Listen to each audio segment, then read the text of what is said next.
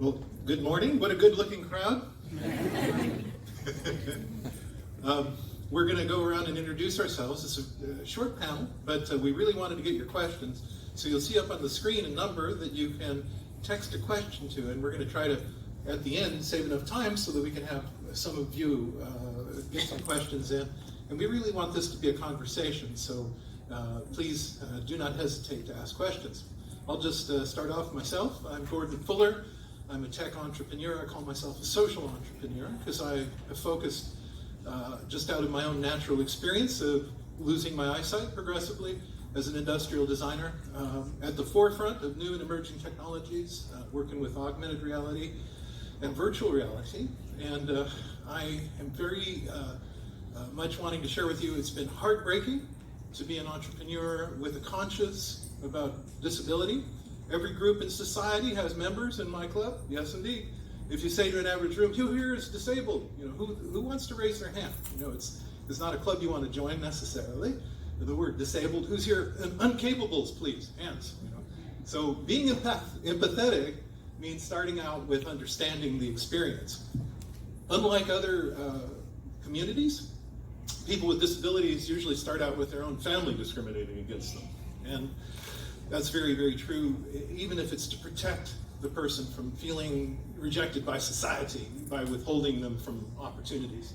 So there's only 26% employment for people with disabilities of the population. Generally, it's about 65% for everybody. But we need to do some work in this area. And we're here to embrace you and support you in that effort. We believe that people are functionally blind until we can help them with their vision. And that's what we're here for. And virtual reality has done that, and we'll get into that with each of our panelists. Thank you very much. Hey, Gordon. This is Kristina. It was awesome meeting you over the phone. Hi, everybody.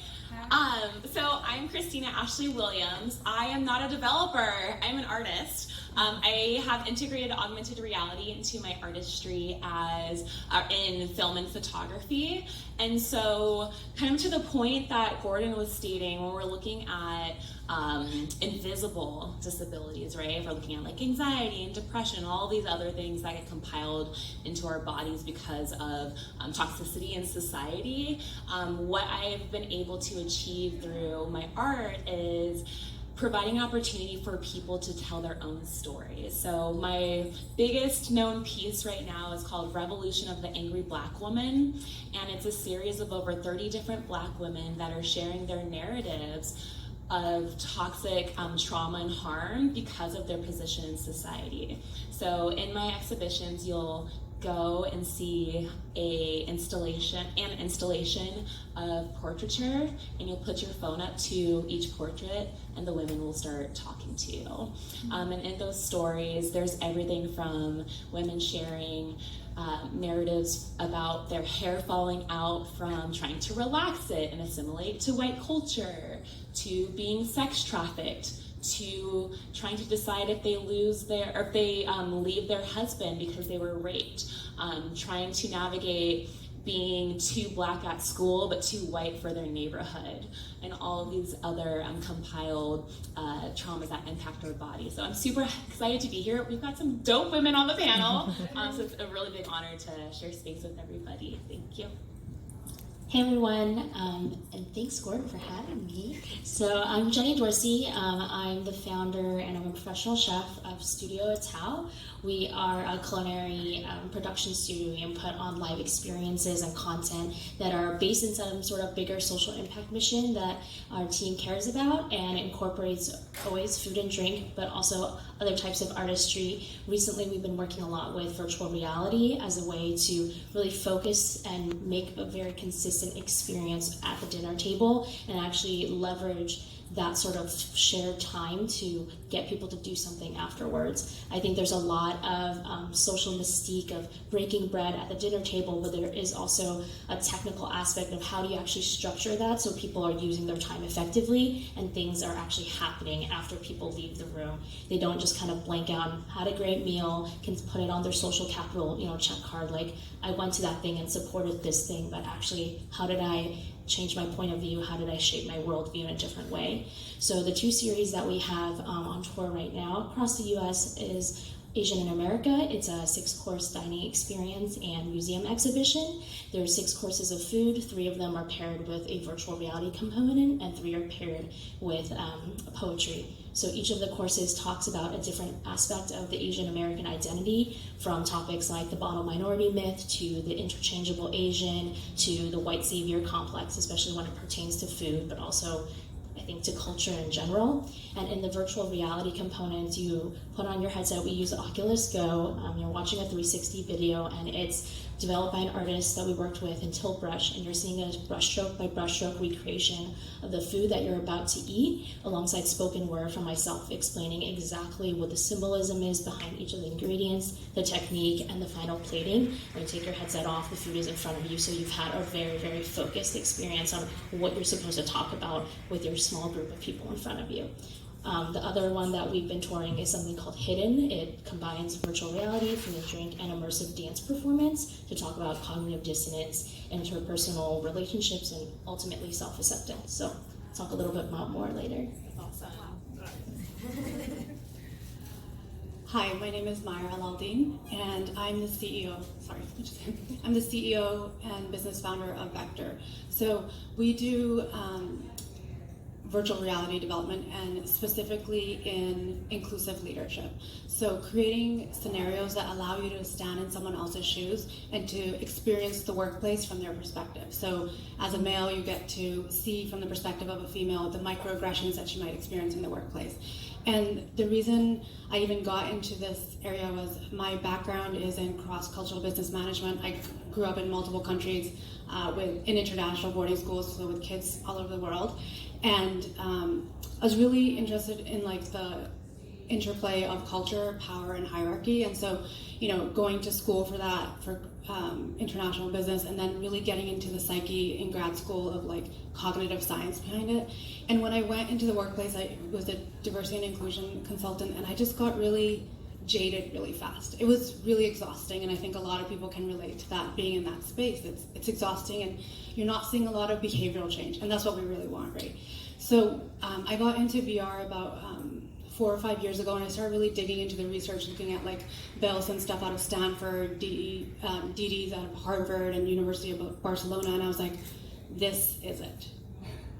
This is the greatest empathy tool that we have at our disposal right now. And I'm going full out. I'm using this. So VR is so impactful because it allows you to see from a different perspective in a truly immersive, engaging, and interactive way. So it's no longer storytelling, it's story living. And we've created this platform, Perspectives, that allows you to go into different scenarios, see from different perspectives. And we're not there to tell you what's right and wrong. It's a constructivist application of allowing you to recognize your own patterns. And I'll go more into that later. Thank you. Amazing. Wow. This is hard to follow up all these amazing women and Gordon, of course. But I'm Elise Smity, and I'm the CEO and co-founder of Praxis Labs. We use virtual reality for diversity and inclusion training, and specifically unconscious bias training. So similar to Myra and her work, we let people take on different identities, backgrounds, perspectives in their own in VR, experience bias and discrimination in the workplace, and then practice responding to these incidents. So it's not just about that empathy and perspective taking, which is so important and really key drivers of mindsets and behavior change, but it's also about developing a repertoire of responses. So how do we actually work across difference once we have this empathy, once we are able to see the perspectives different than our own? We pair our VR experiences with a learning and reflection tool that lets us understand how people felt in the perspective of someone different than themselves. How comfortable were they making decisions and responding to incidents of bias? Where do they need to grow? And we serve those insights up to the individual and to the organizations we partner with. My team is a team of women of color similar to this panel, so Rock On, VR, and Women of Color. And we see our goal as creating workplaces that are more inclusive, that create senses of belonging for everyone, with the ultimate goal of creating a more equitable society. My background was at IBM Watson, developing ed tech products, so all around student or self-directed learning and user agency and learning experiences. And then I worked in funding in venture philanthropy, where I funded diversity and inclusion entrepreneurs who were trying to solve challenges in these spaces, who were the consultants and the trainers who were like, we don't know if we're moving the needle. In fact, we know we aren't. And so a lot of the work that we've done is inspired from that, and we can talk about it more, but so excited to be here at Tech Inclusion. All right, we're moving on to the technology part of the session, or when we describe a little bit of our work. I started many years ago with digital television and interactive television, moved into computer graphics animation, real-time animation, virtual reality, and I built the first virtual reality social network with video conferencing, and based on Palo Alto and the surrounding communities 25 years ago. We pushed the envelope with the PCs, with broadband, with everything.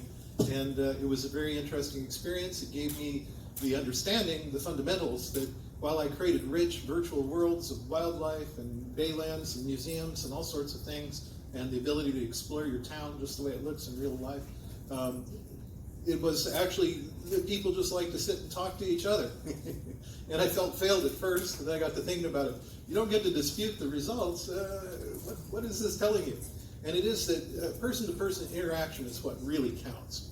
So going forward, looking to the future, I broke out of VR into augmented reality, and I've been looking at how to annotate the information about the people, places, and objects of the world around us with virtual reality. At the same time, we've been filming in 48 states, 196 cities, 480 disability organizations, the history of the disability rights and the independent living movements. We now have captured over 1,500 interviews with the heroes and sheroes of communities around the United States.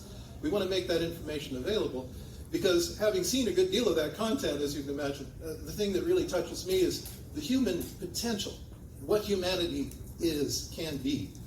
People with disabilities are stripped of all artifice sometimes. They're like Jason the Argonauts, Iliad and the Odyssey, man, woman misshapen by the gods.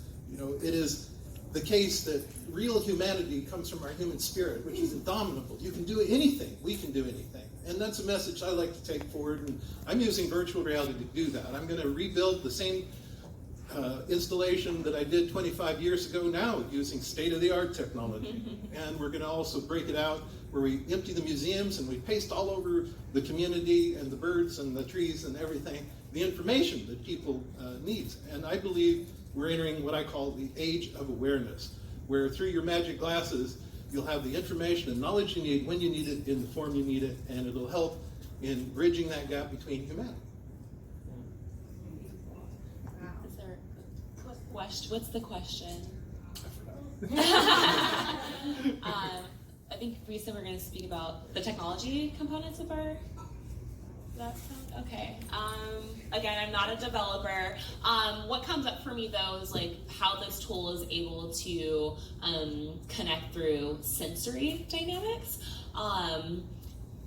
In all of my installations, I leave notebooks out, or we have someone there videotaping responses. And some commentary that we received from the audience is that they're forced to carry the weight. They're forced to carry the weight of like physically holding the phone up and being intentional about listening to the story, and the actual or the symbolic weight also that is coming through the words that are being shared. They're forced to hear a replay of the gunshots that the mothers of police brutality victims are hearing repeatedly in their psyche, right? They're forced to have a sensory reflection of a smell of a room that someone was in watching their mother be beaten by an estranged lover, There's this really interesting opportunity for us to take pause and to listen when we're immersed in augmented reality and virtual reality, because it forces us to be present in ways that we're not when there's distractions all around us in the virtual world, the actual world, I guess, if that makes sense. I guess I'll take this time to talk a little bit about the weird clash of eating and VR, because that's the question that I get most frequently. And to clarify, people are not eating and in VR simultaneously, because that would be, I thought about it. You could get a straw, but I think it would be a little too much. A little background on, before I started the studio, I used to run a supper club. I'm from New York City, and we ran a supper club for years, and it was always a communal dining experience, and that was great, I think, an idea. But what I noticed very frequently, and as an introvert myself, is that even the people who came, even the people who knew about our mission was always, how do you connect people on a deeper level, people who cared about that, they would come, and you would see over the course of 2.5, 3 hours, the introverts of the group just start shrinking from the table. It's like a physical response. You can see it from across the room, and that's not a knock against extroverts. It's just like there's clearly a dynamic here that isn't working for the people that we're trying to connect together and also connect with ourselves. And that got me thinking for years, like, how do we get people to open up? Do we do icebreakers? I think everyone's seen that sort of stuff go on at conferences. And what I think I really realized for myself is the thing that helps me re-engage is I just need some space. But how do you create space in a communal way? Because you can't, I guess you could go outside, but like, how do you integrate that besides an intermission in the middle of dinner, which we also tried? It's not quite the same. And VR really fit quite neatly into that sort of idea. You can be sitting right next to each other, but you feel like you're in a different place. And with that, what's the story I wanted to tell in VR? If I want people to have a really targeted conversation and not just talk about the subway or the weather, like, they need to be in smaller groups. We've tried different group sizing from 4 to 12 to 20, and I think the sweet spot is somewhere in like the 4 to 8 range, in my personal opinion.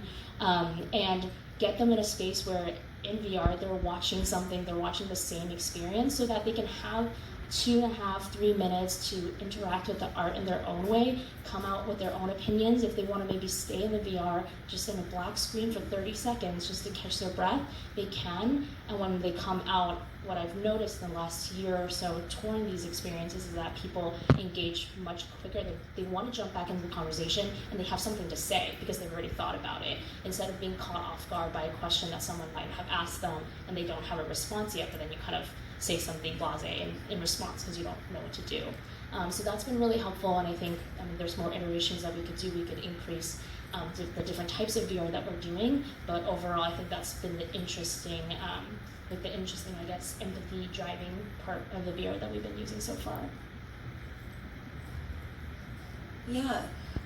So one of the things that I think is super interesting about using VR with workplaces for diversity and inclusion training relates to some of the challenges that exist in that space. And so similar to what you're saying about VR being this, you kind of get to create your own space and experience. We know now that current D&I trainings, oftentimes people come in, they might shut down, they are worried about saying the wrong thing in this highly politicized topic and time. And so how do you create a learning experience that not only allows people to do that work individually first, allowed them to make mistakes, to remove the risk of engaging with someone and doing it in the wrong way, saying the wrong word.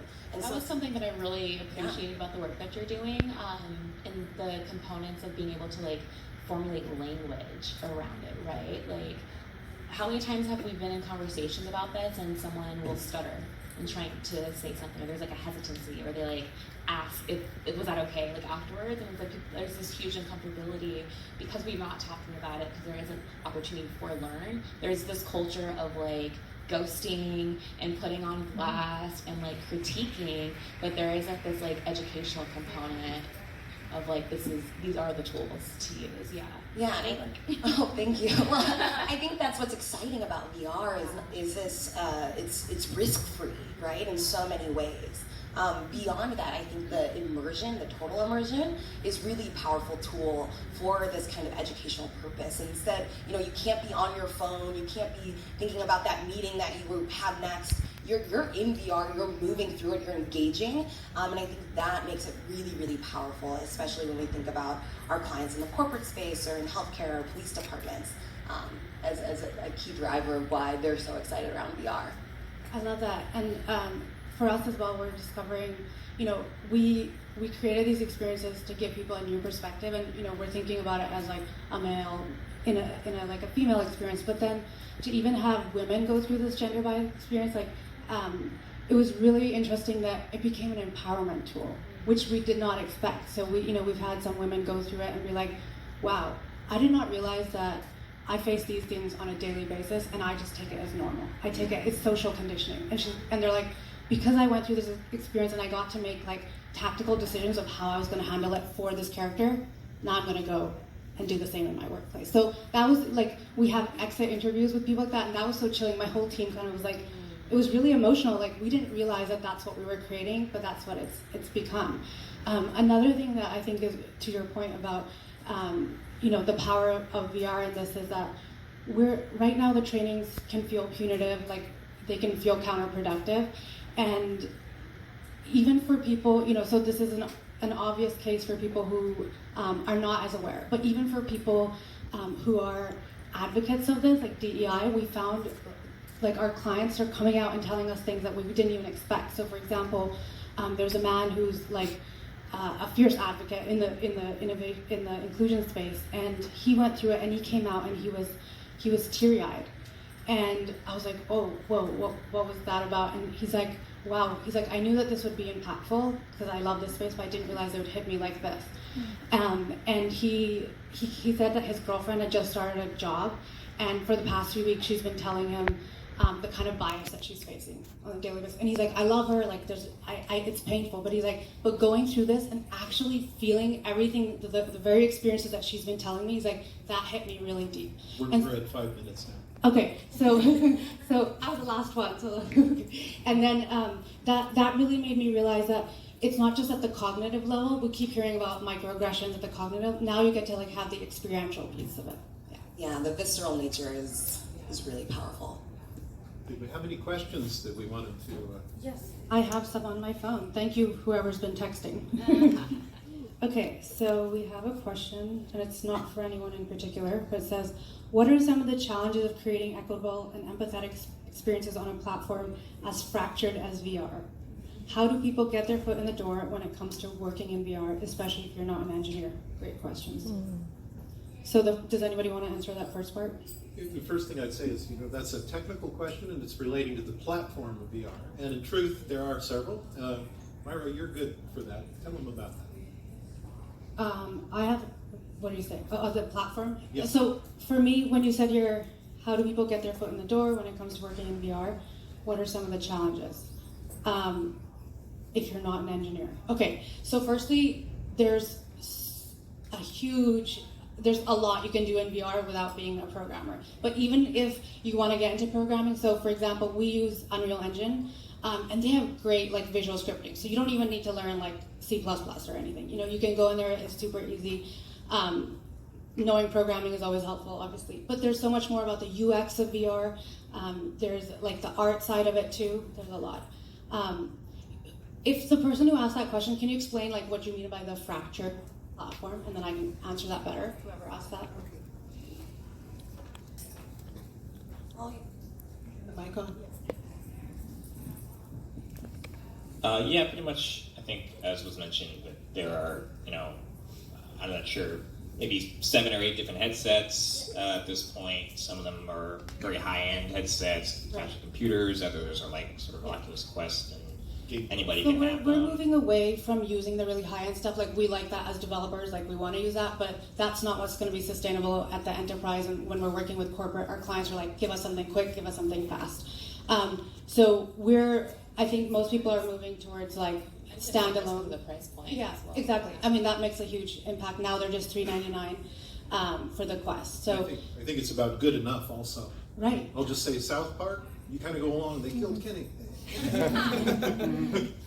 Yeah, a lot of the research that has been referenced around the power of VR is built in, it's like the oldest VR development platform, right? And that's still really powerful. And so I think the good enough point is really important in that you don't have to have the most realistic gaming VR experience to have this visceral, kind of empathetic response. Sure. I mean, yeah, it's in comparison to what are you currently doing? Sitting in a classroom and having someone talk to you.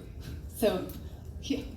I'll also point out that I think a lot of people think VR is very expensive, and it is not cheap, but I also think that a lot of people who are passionate in this space are willing to work together and do it scrappily. I mean, our teams have been able to pull together 2 experiences that are based in VR for like under a couple $1,000s, and like it's a little bit of that good enough. Like I go back into the headset and I listen to things all the time, like, oh, I should have gone that audio engineer that I felt I couldn't afford.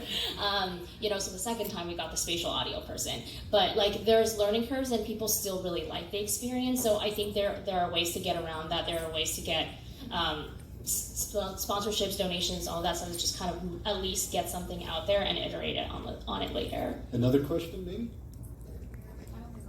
Only got one? Okay. All right, any other questions from people in the audience?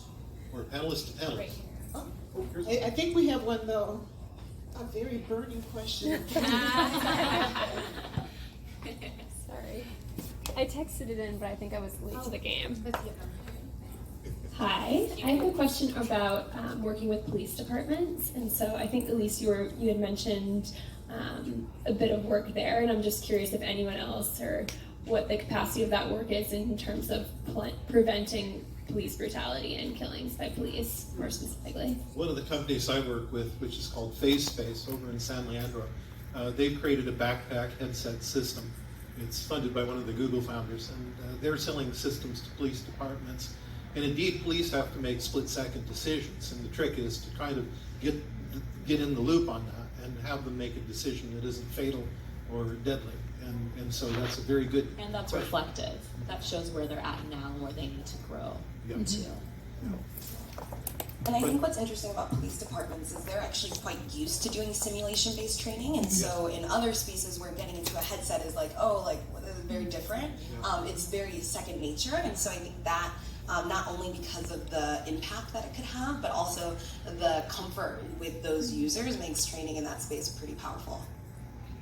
I had the opportunity to interview Chief Scott from San Francisco. He was the chief that was put in place after Greg Sir was fired after Mario Woods got shot. So lineage timeline there. Because I would do a lot of work with the mothers of the movement, the mothers of police brutality victims. I'm really glad you asked that question, because now I'm thinking about ways that I can integrate his story. Because he's a black man, and he was talking about the conflict within his own home of his son critiquing him as a police officer.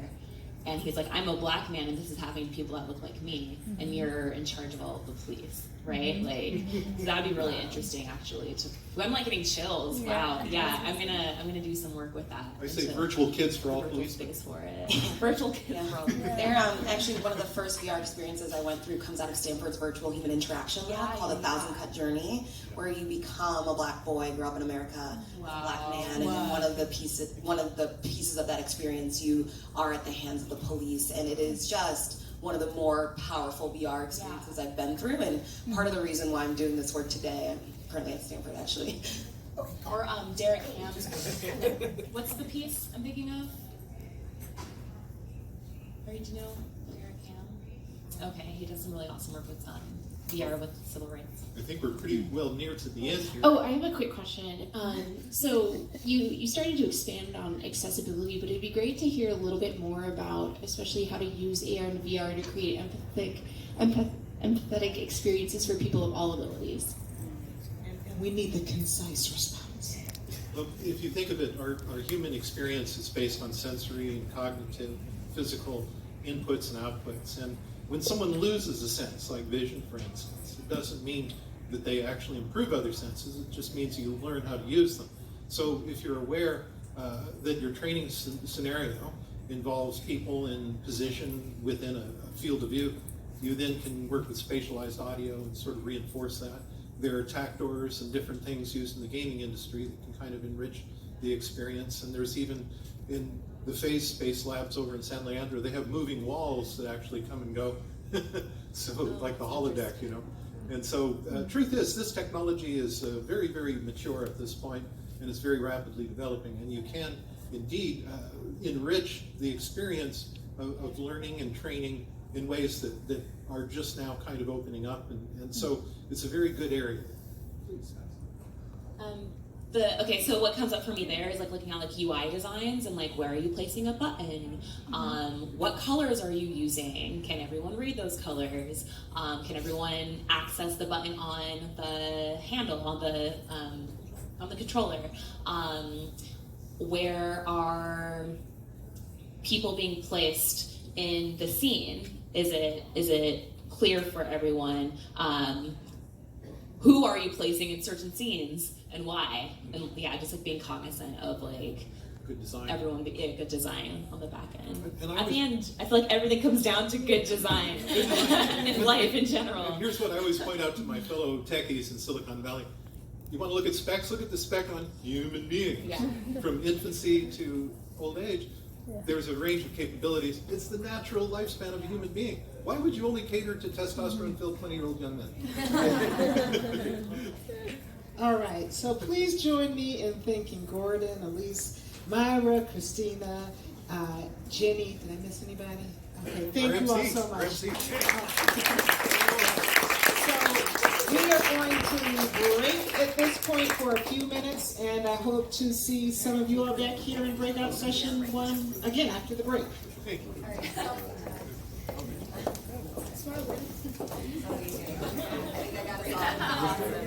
Got it.